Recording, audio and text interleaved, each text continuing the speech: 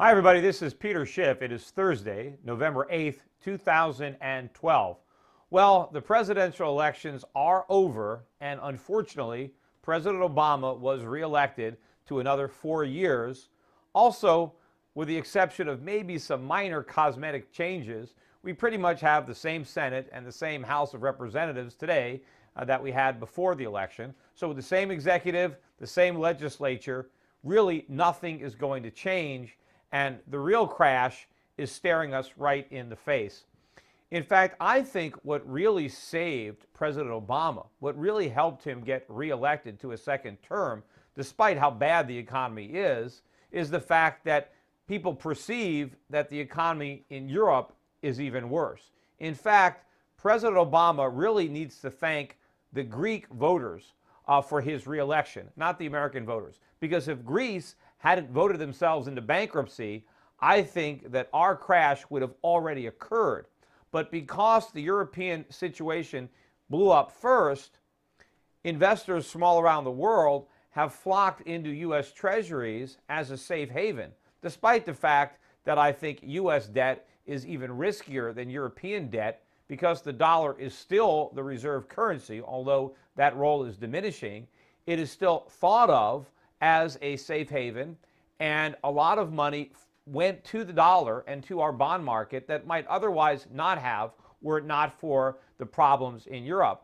And that's what enabled the Federal Reserve to print a lot of money without causing prices to rise even faster than they did. It enabled the government to go deeper into debt without causing interest rates to rise.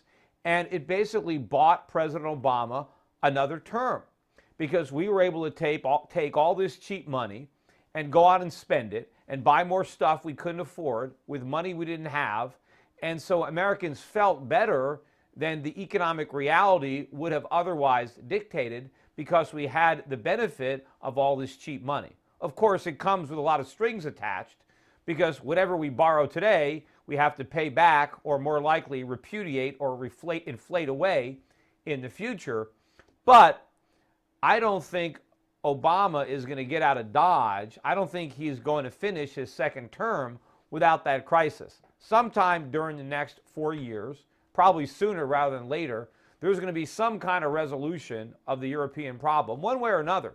But once it is resolved, the world's attention and the world capital markets will refocus on the much bigger fiscal problem here in America. And I think it's ironic. You can credit Greece for President Obama's reelection, and Greece is going broke, or is broke, because they pursued the very economic policies that Obama advocates that we adopt. I think it's kind of ironic. But Obama constantly complained during the campaign about what a lousy economy he inherited from Bush. And that's maybe one of the only things Obama actually said that was true. He did inherit a lousy economy. The fact that he's helping to make it worse is beside the point, and the fact that he's pursuing the same lousy policies of his predecessors is also beside the point. But the point was, he did inherit a lousy economy. But if Obama thought the economy he inherited was lousy, wait till you see how lousy the economy is going to be that Obama's successor inherits, because it's going to be much worse. The economy, when Obama finishes his first term, is going to be in much worse shape than it was when he began his first term. Now, a lot of people think, well, how can that be? I mean, he came into office, in the middle of a financial crisis. Nothing could be as bad as it was in late 08 or early 09. Oh, yes, it can. Because what we're going to have during Obama's second term is going to be much worse than a credit crisis or just a bursting of a housing bubble. This is going to be a currency crisis. This is going to be a sovereign debt crisis. This is going to be where the people who lose the most are the people who think they played it the safest. The people who have treasuries, who have muni bonds, high-quality corporate bonds, even people who have money stuffed under their mattress, because inflation is going to wipe them out. It's interesting that now that the election is over, the media is focused on the fiscal cliff that we are approaching. And will our politicians work together to avoid this disaster? as if all we have to do is cancel the so-called spending cuts, cancel the tax increases, and everything is going to be great. That the problem is that we're going to go over this fiscal cliff. That's not the problem. The fiscal cliff is part of the solution to the problem. The problem is the massive debt. The only way to get rid of the debt is to go over some kind of fiscal cliff. We have to dramatically cut government spending, or we have to raise taxes. I think we're much better off cutting spending, but we have to do one or the other, or a combination of both eventually. And the longer we wait to do it, the bigger the cliff we're going to have to go over. And of course, unfortunately, if the only taxes that we end up raising are the taxes on the entrepreneurs, on the businessmen, on upper income people, and we end up taxing the money that they would have used to invest in growing the economy, in providing capital, in creating jobs, if that's the money that if that's the tax revenue that we get, we're actually going to end up getting less revenue despite the fact that we need higher taxes. The truth of the matter is, if we're going to do something about the deficits with higher taxes, we have to tax the middle class. We have to tax consumption. We can't tax savings and investment because we need more of that if we're going to get economic growth. But the reality is, it's not avoiding the fiscal cliff that we need, it's going over it.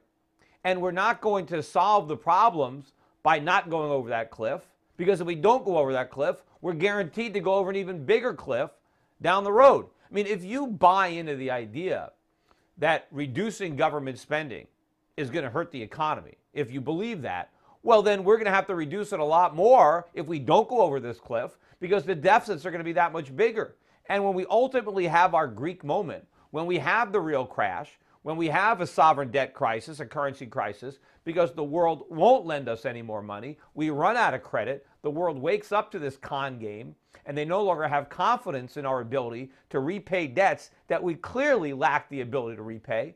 Remember, a few years ago, everybody was willing to loan money to the Greek government. Even though they were already broke, they were still able to borrow at record low rates until their creditors woke up and realized how foolish they were. Well, the same mistakes are being made by America's creditors, and we're going to have a similar crisis. The only difference is the Greeks can't print and we can, but that's a distinction without a difference, because default is still default whether you legitimately refuse to pay or if you pay with inflated dollars, if you just print money and repudiate your debts through inflation. And I think that is the direction in which we're headed. Now, what does this mean for the markets? What should you do with your money? Well, first of all, the stock market already voted.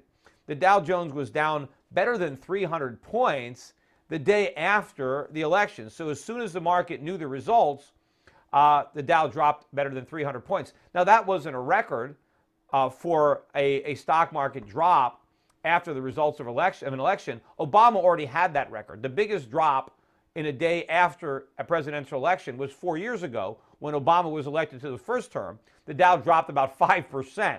Now, of course, we were in the middle of a financial crisis back then, so 5% daily drops were kind of routine during those months of November in 2008. But the drop on Tuesday was pretty significant, and the market still technically looks weak. And some people want to blame the decline on Europe. Look, we got problems in Europe every day. This was a bigger than ordinary decline, and it happened for a reason. Remember, 4 more years of Obama means that we're probably going to have higher taxes on corporations, one way or another. Either the corporate tax is going to be hiked, the official corporate rate, which is now 35%, or corporate income is going to be taxed at the individual level with a higher tax on corporate dividends and or a higher capital gains tax. But either way, the effective tax rate on corporate income is going to go up during Obama's term. Well, what does that mean for the value of stocks? Well, they have to go down, because a stock represents the discounted future cash flows of its after-tax earnings. And if after-tax earnings are diminished because taxes are higher, then by definition, stocks are less valuable, and they need to be marked down to reflect that. And that is what the market has begun to do. And I think the stock market in the near term looks pretty weak. Now, I don't think the market's going to crash, at least not in real terms, because the weaker U.S. economy guarantees more inflation. The Fed is going to continue to stimulate the economy by printing money. The dollar is going to continue to be destroyed in terms of real purchasing power, and that will put a floor beneath nominal stock prices. But of course, whatever those nominal stock prices are going to be, they will be lower than they would have been had corporate tax rates not increased. So because their taxes are going to be higher, the value of those stocks is going to be lower, even if ultimately the nominal price of stocks does go up. But the only reason that I think you're going to see higher stock prices is not because the stocks themselves are more valuable, but the money that people use to buy the stocks will be less valuable, and so prices will rise. But it's purely going to be the result of inflation.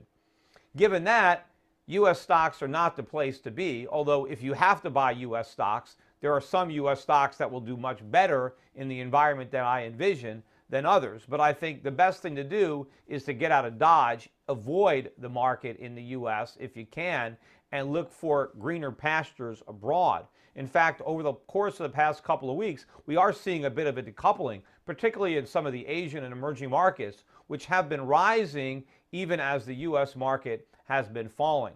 Of course, the dollar hasn't really started to tank yet because people are still focused on the European problems.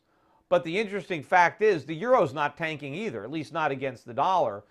So I do believe that the dollar is biding some time here. It's got a little bit of a reprieve because people are still more focused right now on Europe, but that will pass. And as the world begins to appreciate what 4 more years of Obama actually means for our net financial position, for our national debt, for our economy, they're going to start selling dollars, and the dollar is going to tank.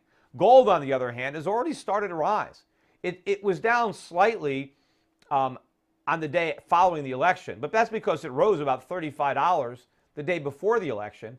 I think it's already begun to rise as I'm recording now. It's up about $10 after being down earlier this morning.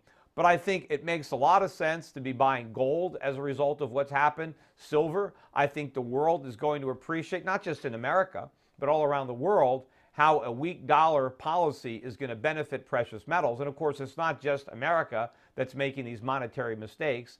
They're being made in smaller degrees, but they're still being made in countries all around the world. So I think for a lot of people, not just Americans, gold and silver represent an excellent safe haven.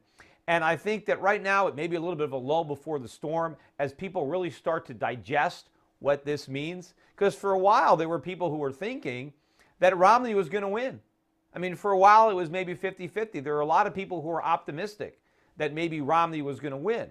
And had Romney won, I think there would have been a sense of optimism. It would have been false optimism because I don't believe Romney would have actually done what was necessary. But nevertheless, people might have had some hope. Now there's nothing to hope for. We got 4 more years of Obama, and the pessimism has really yet to sink in. When it does, then I think you're going to see a much bigger reaction upwards in the precious metals market. And so you want to make sure and position yourself before that. One final thing, though, I do want to mention.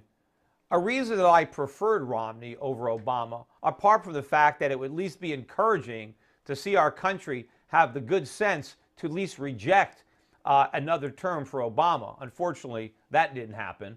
But my other reason was that I thought that after we had the real crash, which is certainly coming in my opinion, and I think it's going to happen in this second Obama term, that Romney potentially might have been able to be persuaded to do the right thing, to maybe finally abandon these big government policies of the past and embrace a true free market agenda and allow the market to restore what the government destroyed and go back to the principles that made this country great.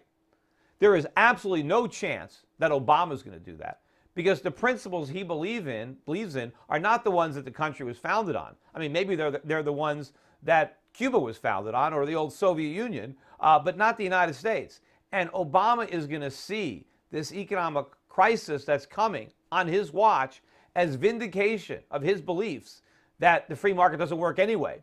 And it's going to give him an excuse to implement even greater government control over our economy, to try in his mind to fix the problems with capitalism, to have more central government planning, to have the government determine more where resources are allocated, who does what, micromanage the economy from Washington, D.C., because he's going to see this disaster and attribute it to capitalism and to greed. And what that means is that everything that the Obama administration is going to do in response to this crisis is going to make it worse, which means it's going to be a complete, unmitigated disaster by the end of his second term. So it is very important that people prepare for this and position themselves accordingly. And remember, I think the only reason that we didn't already have this crash during Obama's first term was because we were upstaged by the problems in Europe. But believe me, as bad as it is in Europe, it's worse here. And when the curtain closes on the European fiasco and it opens wide on what's going on here in the United States, we're going to have that crash. Maybe it saved Obama. It gave him a second term. But believe me, it's going to be much worse coming in his second term than it would have had it come in his first, because we have all these extra years where we accumulated all this additional debt. And instead of addressing the fundamental problems that underlie our economy sooner, we postponed it. And we're going to have to do that later, not in Obama's term, but in the term of whoever follows him. Anyway, that's all for now. And don't forget, I comment a lot more about the politics involved in the elections and on day-to-day events on my radio show. You can watch it at shiftradio.com. So don't forget, tune in every day, 10 a.m. to noon, Monday through Friday Eastern Time, or you can listen to the radio show delayed anytime you want. But you get much more frequent updates and for much longer time periods on the radio show than in this video blog. Bye for now.